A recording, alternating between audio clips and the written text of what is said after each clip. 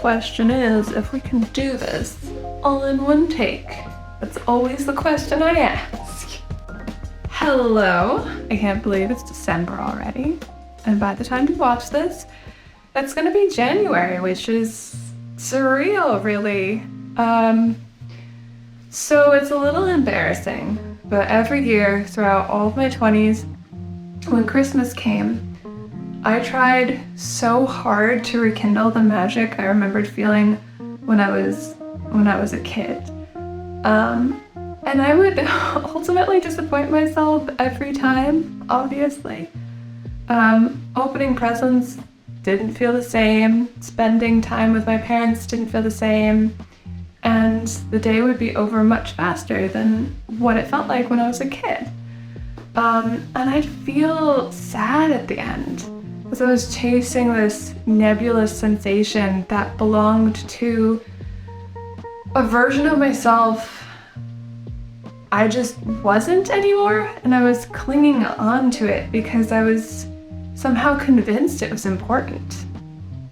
It was a huge part of my life, and nostalgia is really funny like that.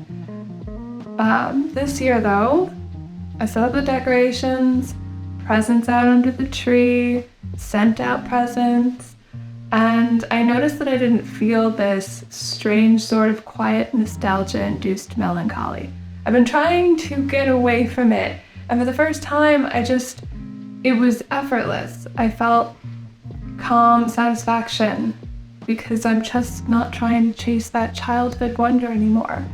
I'm not pushing myself to construct the perfect holiday either, because that was a whole thing. I prepared for the winter hustle and then settled into the magic of the moment that just was in front of me. Comparing the present to the past and the future are very important skills.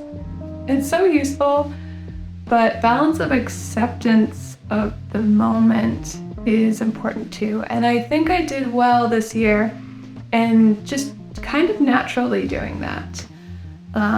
Through 2022, I've been working hard on gratitude and really accepting the simplicity and beauty of what is. And yeah, it's been hard, but I think it's been working.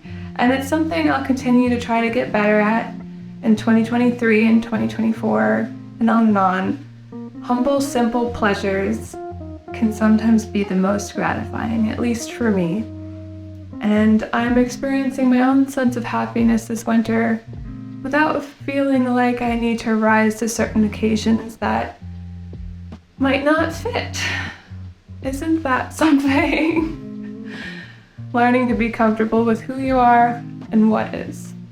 2022 has reminded me the importance of letting go what does not fit, what brings more stress, and how to work through stressful problems in ways I never thought of before.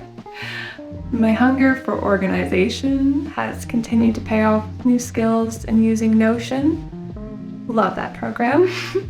And digital calendars. And learning to prepare and be better at preparing for events long before they strike. But 2020 has also reminded me that I can't prepare for everything. And there will always be cycles where I have to rediscover myself, remember really important things, and rekindle my harmony with my world. Every year I think I get a little bit better at listening, even though I am human and I mess up and I fumble quite a bit. And 2022 taught me that there is magic within the mind and how we organize our thoughts and see and feel the world around us. Witchcraft taught me kindness doesn't need a face and gratitude doesn't need a purpose. It helped me feel less alone and more connected in my weaker moments, as I hear spirituality tends to do. It helped me look for the good and take the small positive steps towards an outcome I really wanted and I would have not otherwise done if I didn't have that framework, which is really cool. So I hope you guys have some positive takeaways for this year too. And if you can't think of any, take a moment to think a little longer. We have to celebrate our wins, big and small. The cycle continues in 2023. And I feel that I will be learning the same lessons basically with more clarity in this coming year. I hope 2022 wasn't too hard on you. And I hope your 2023 will be filled with good luck. I'm going to recommend Tales from the Green Valley this month, or this last month of the year, this whole year, I don't know. It is a good, wonderful series about a group of historians and archaeologists building a Tudor period farm. They're learning and teaching as they go. It's fascinating, it's delightful.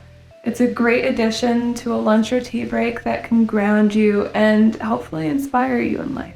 So, if you like it, there are more in the series and I'm really excited to see them too.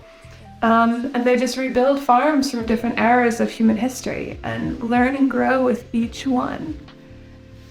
So I guess that's it. Thank you for sharing this little part of your day with me.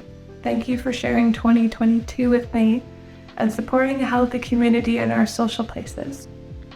If you know anyone or are part of our group who you think would enjoy our little Discord community, remember, you can always share non-expiring links.